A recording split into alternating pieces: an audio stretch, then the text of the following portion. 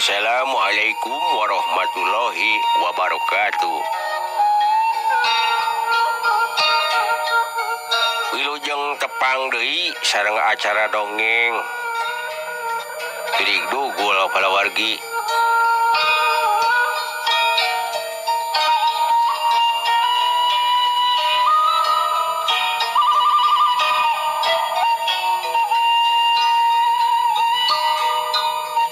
Teu hilap mangnuhunkeun kanggo sadayana palawargi anu masih kene sasarengan sareng waoton. Mudah-mudahan urang sadayana dipaparinan kaberkahan sehat lahir, sehat batin palawargi. Amin.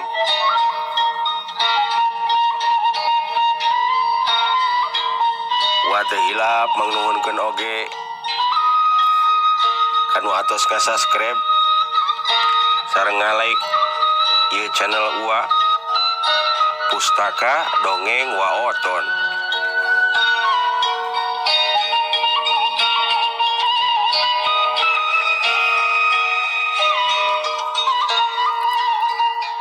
Kamari teh urang ngalalakon nyatana Didik Dugul anu bagian kadua-dua palawargi.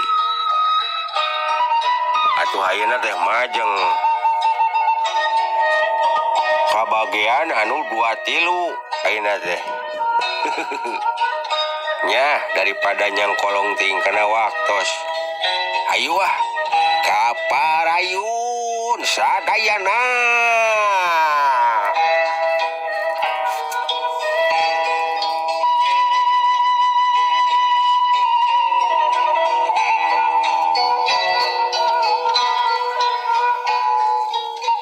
Tutasna kitu ye si Konoy nanya ka ieu ratu Nyimas Itin Inang palawargi. Kuring teu hafal saha Andika jeung sabenerna mah kuring teh dibawa mah ku hiji jurig tapi maneh mah geulis euy. Itu cek si Konoy palawargi.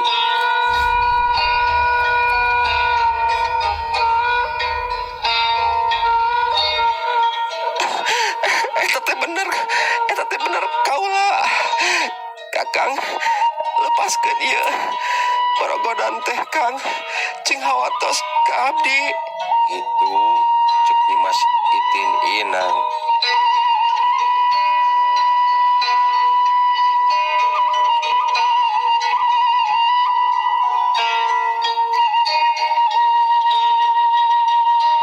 Tapi dah kulama ningali anjeun mah geulis. Nah, kitu da itu mah siga jurig dikasieun. Betahna ge panjang. Matana nongtot hiji, sihungan di rangeteng. Pukna botak. Ari didinya mah da geulis.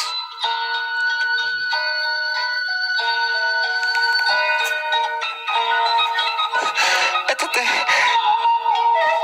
kaula eta teh Kang dan hanjakal di negara manusia kayaan kaula siga kitu. Omat Kakang lepaskeun kami, hayu urang ke negara urang ngahiji ngalaki rabi. Kitu palawargi cek ieu Nyimas Itin anu ngakukeun yen manehna teh Didik Dugul palawargi. Tapi aneh di alam kajinan mah ieu Didik Dugul teh geulis palawargi.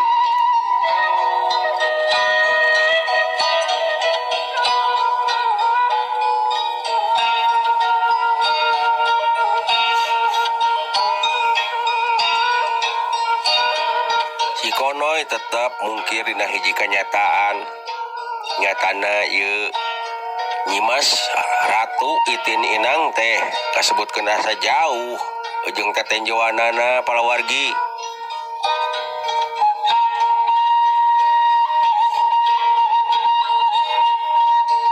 Kusabab ieu Nyimas Itin Inang kayaanana di Borogod. sakujur awakna dibelit ku tambang Jalatunda palawargi. Manehna teu daya tapi manehna ngabogaan hiji ilmu simpenan nyatana karek sadar manehanana karena hiji kanyataan nu dipimilik ku dirihna.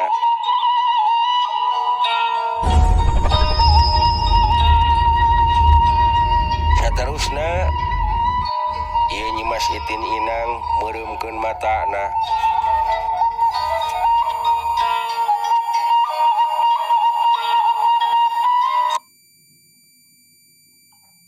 Dina kaayaan kitu manehna mapatkeun jampe pamakena palawargi.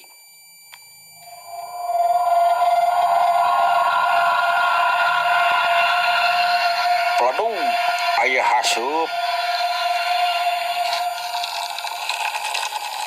mulek tur kayanana badag palawargi. Ieu hasup bekilang ngagedean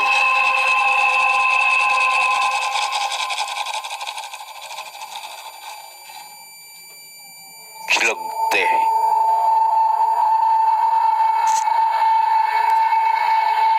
hiji makhluk anu pikasieun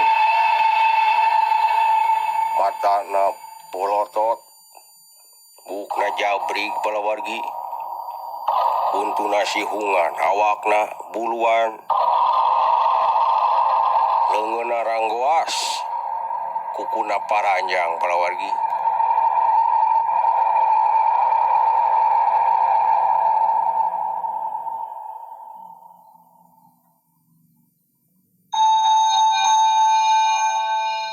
Mun disidik-sidik mah ieu teh siga hiji makhluk nyatana buta raksasa anu badag sagede saluhureun tangkal kalapa palawargi.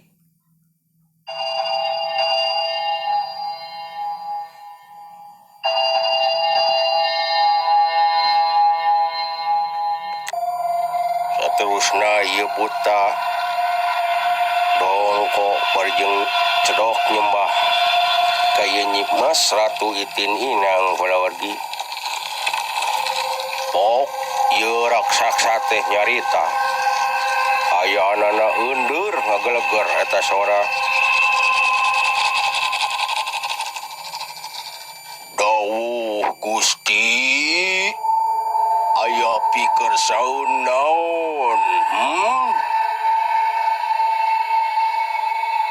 Andika nyaur kaula.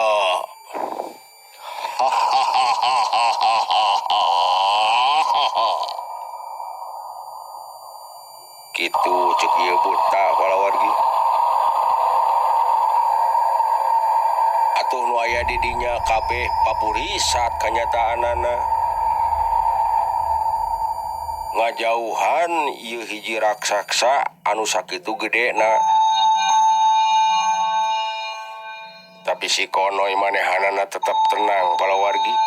Nya oge kaayaanana leutik satu ureun eta raksasa.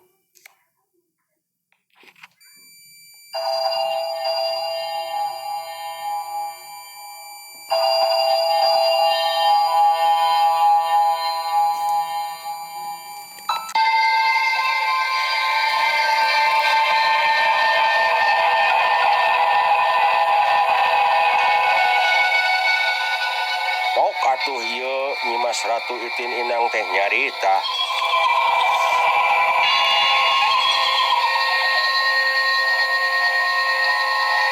Heh, kalabenana panglepaskeun ieu Jalatunda anu ngabarogod awak kaula. Buru kitu ceuk ieu Nyimas Itin Inang. Dawuh Gusti, warjeungna teh kukuna nu sakitu ranggeteng pararanjang kukuna seukeut alah batan gobang palawargi. Seukeut alah batan gobang mukaan ieu tali Jalatunda palawargi. Harak saharita ieu tambang teh pegat.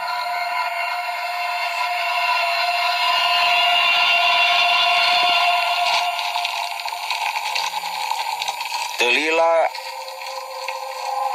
ieu Nyimas Ratu Itin Inang nyarita ka ieu raksasa palawargi.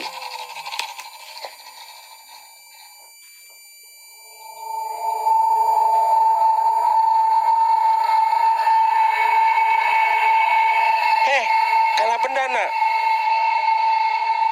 pangnewakeun kakang konoy keur kaula ku kaula ditungguan di nagara omat cing benangnya.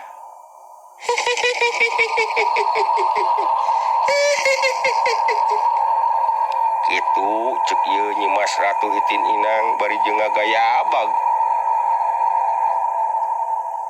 ngapung ka awang-awang ninggalkeun di eta tempat palawargi.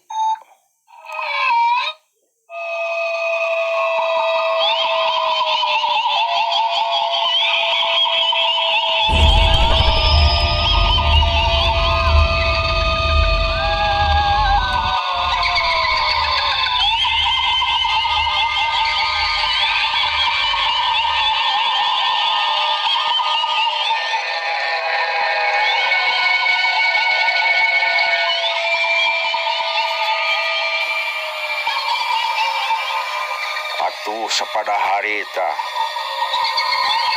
ieu raksasa teh rek newak awak si konoy palawargi.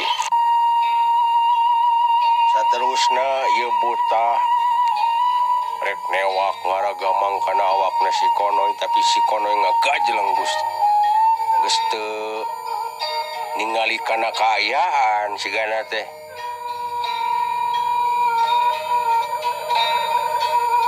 Celeng si konoy ngagajleng krak newak angin ieu buta.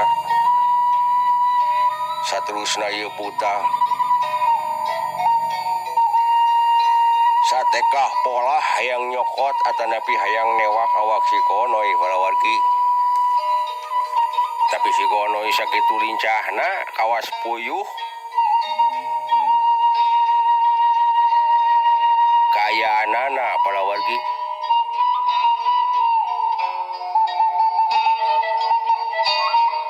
Saterusna ieu raksasa atanapi buta teh ngarasakeun capek. Oh iya. Hei konoy, kaula pasti bakal benang newak Andika. Ha ha ha ha ha ha ha ha. Itu cek ieu seurina buta. Hehe, buta sok tewak awak kaula lamun anjeun bisa. Hehehe. Cek si konoy bari jeung nonggengan palawargi.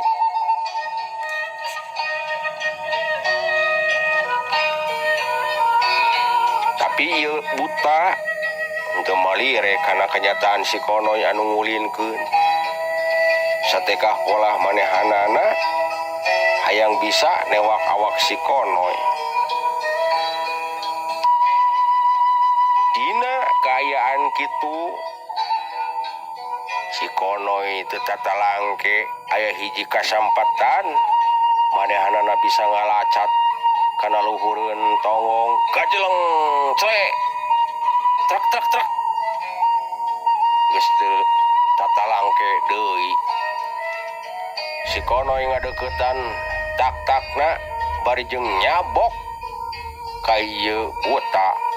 Plak! Saterusna ieu buta ngagoak palawargi bari jeung ngarasakeun pipina panas kusabab si konoy ngagunakeun ayat-ayat suci pangeran palawargi. Plak! Waduh, tobat yeung panas geuningan bagoy. Cek eta buta baju ngabangkieung.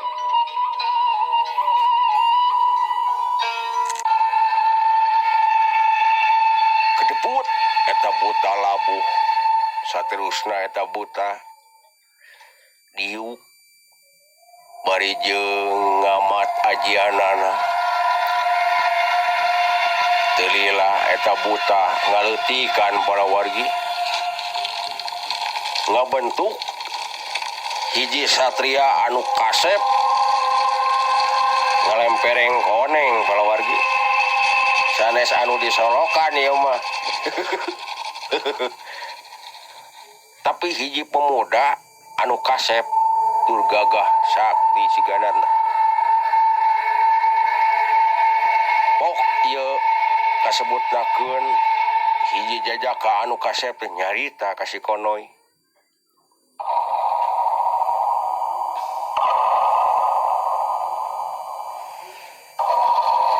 Konoy ulah samat kaniaya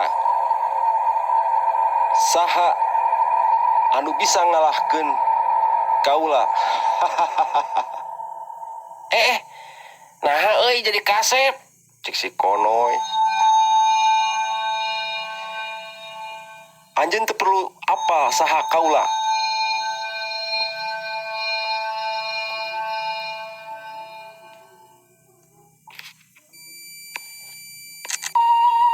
Lamun bisa anjeun kudu milu. Karatau kaula nyimas ratu itin inang. Namun meniku hese nyebut ratu kaula itin inang. Cek eta pemuda tongoloding kitu wage hese ngomongna aduh. Atuh si Konoy teh nyarita ka ieu pemuda disebutnakeun ieu jajaka we kitunya para wargi.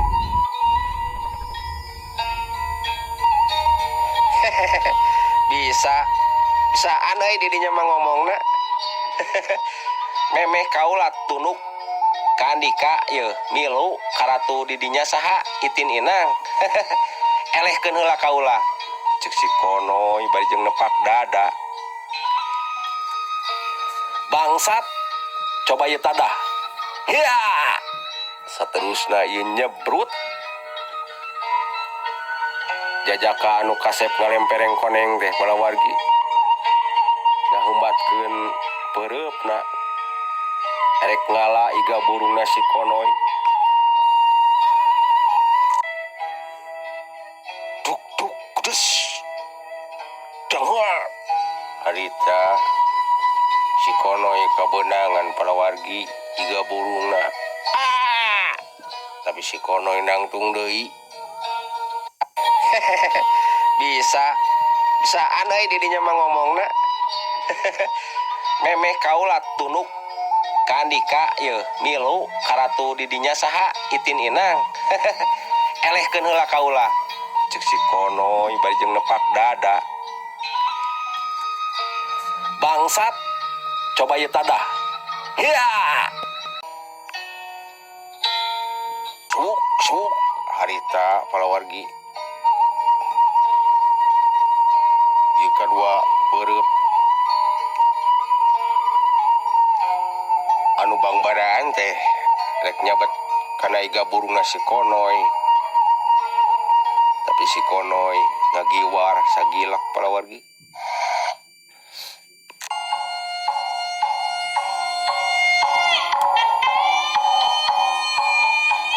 Saterusna si Konoy taki-taki ngajaga kuda-kuda anu panceg dina kayaan kitu. Teh eleh geleng si Konoy ngangsrek ku kadua sukuna bari jeung ngahumbatkeun dampal leungeunna. Ya tia ketuk kudes plak plak plak dengar. Harita ieu jajaka ngadang heuak para wargi teu dipikeun ku kasempatan eta. Saterusna si Konoy ngajejekeun kadua sukuna kana dadana sakaligus gedung.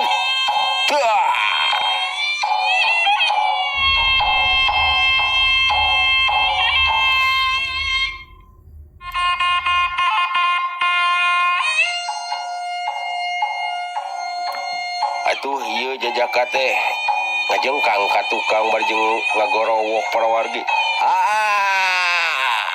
Kedebut labu milemah ada tanu.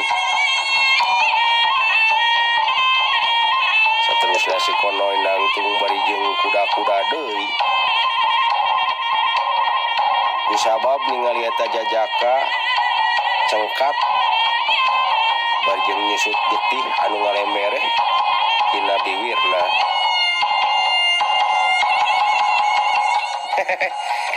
Jago oge euy, masih keneh bisa nangtung, cek si Konoy. Anjeun memang hebat. Tapi tadah ieu. Ya. Saterusna ieu Jajaka teh ngaheumatkeun deui leungeunna anu erek ngala kana palipisan si Konoy. Tapi si Konoy ngajengkat barijeng ngagiwar nakis barijeng nongtak leungeun ieu Jajaka. Krep trek trek dangheuak atuh ieu Jajaka teh ngadangheuak deui wae palawargi dijenggut ku si Konoy. Aduh, lepaskeun sia, lepaskeun. Itu cek eta pemuda.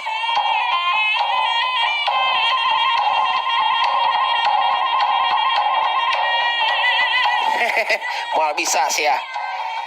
Geus kieu mah sia kudu eleh taluk. Bebeja sia ka ratu sia. Alah, ieu tong dijenggut kieu alah. Aduh. Gitu cek ieu Jajaka para wargi barijeng nahan ka nyeri.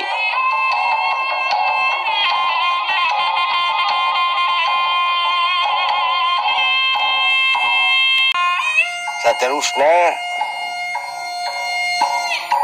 ku si Konoy dilepaskeun cepengan anu ngajambak ieu buuk Jajaka teh para wargi barijeng mundur salengkah teu lila korentel. Ieu nu kasebutnakeun hiji Jajaka penjelemaan ti raksasa para wargi.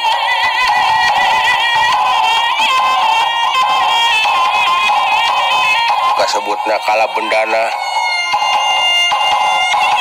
ngagorentel.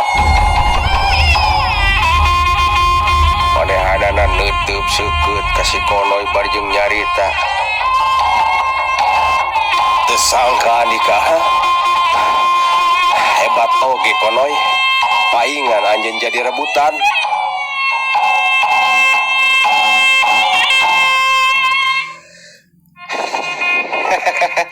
Nya tuh dawing mah kumaha jeung ku bapa oge disebutna ge si Kasep si Bager.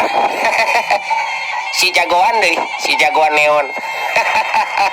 Kitu cek si Konoy para wargi barijeng mulak cangkeng. Kela kaula acan eleh ieu masih keneh aya tanaga sesa. Konoy, ulah sambatkan ieu ya. Ya.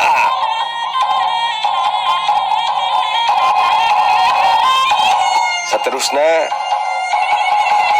ieu kala bendana ngangsrek ku serangan-serangan anu naon ngarah kana anggota tubuhna atanapi anggota awakna si Konoy. Tapi si Konoy henteu saeutik oge kabeunangan palawargi. Kusabab si Konoy kasebutnakeun ahli waris ti Mang Atok jago silat palawargi.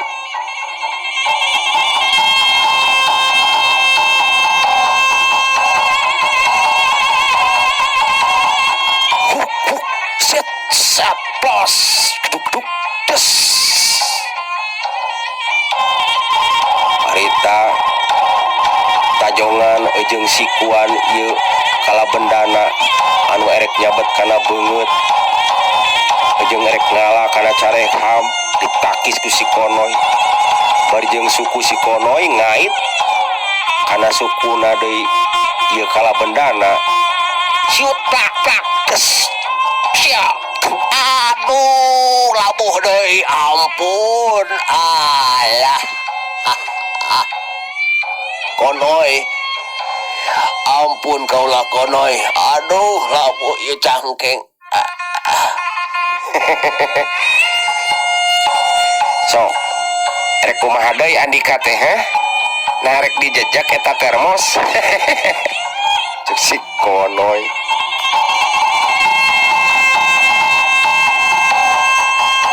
si konoy palawargi teweleh mereka sempetan keur lawana keur nangtung deui tapi ieu kala bendana teh kadon deku ka si konoy ngarasakeun kakuatanana kabeh kakuras dina waktu harita.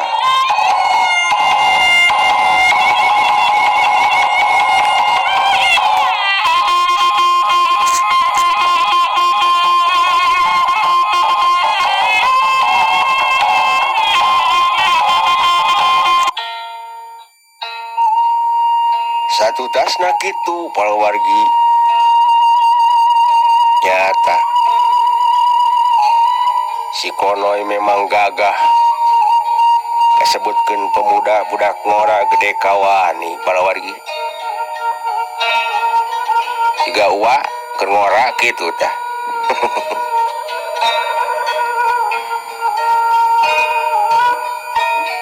ieu kala bendana teh sujud deku bari jeung nyebutkeun ampun ka si konoy ampun kaulah konoy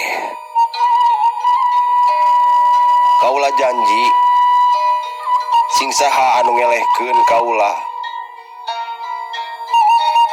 bakal tunduk bakal taluh konoy malahan mah lamun Andika perlu ka kaulah gerawan we kaulah 3 kali kala bendana kaulah pasti datang konoy kasaktian kaulah memang loba tapi nyata dina pas tarung jeung Andika kaulah teu bisa ngagunakeun salah sahiji kakuatan kaulah ampun konoy kitu cek ieu jajaka kala bendana palawargi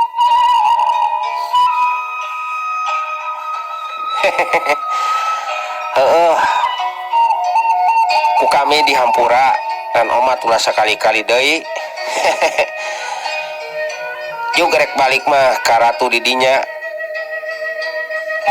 kaulah geus hayang buru-buru balik sabenerna mah ieu teh kala bendana kalemur tapi teh nungguan peuting can beak-beak keneh wae nah ieu kok brut bet asa kuna langsa